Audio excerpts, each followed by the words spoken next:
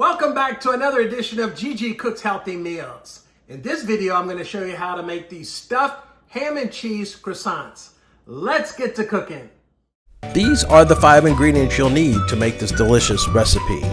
2 croissants, 4 eggs, a half a cup of diced ham, shredded mozzarella, and chopped green onion for garnish. Before you get started, you want to preheat your oven to 350 degrees. With a serrated bread knife, slice your croissants in half.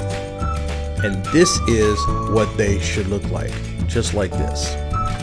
Next, you'll want to spray a muffin tin with non-stick spray so that they do not stick. Place your sliced croissant halves into the tin.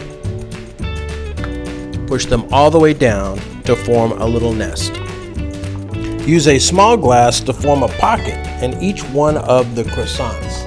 And then you're going to pour 1 egg in each one of these little nests. I used a fork to pierce the yolk in each one of the eggs. Next up, you want to season to taste. I just used pepper here. Add about a tablespoon of diced ham to each one of the croissants. You can also add bacon or diced bell peppers if you would like.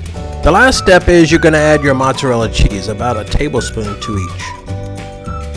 Next, you're going to place your stuffed croissants in your preheated 350 degree oven for about 25 minutes. When they are done, they should look nice and golden brown, just like this. Take them out of the oven, and then you can garnish them with green onions, and it's as simple as that. This recipe is a twist on a healthy breakfast, and you'll want to make it for the entire family, and it is simply delicious. Look at how amazing this cross section looks. And if you haven't done so already, make sure you subscribe to my channel. I'm going to leave some video suggestions from a library of more than 50 healthy cooking videos that I've made. Make sure you click on that bell notification so you don't miss out on any of my upcoming videos. Thank you for watching another edition of GG Cooks Healthy Meals.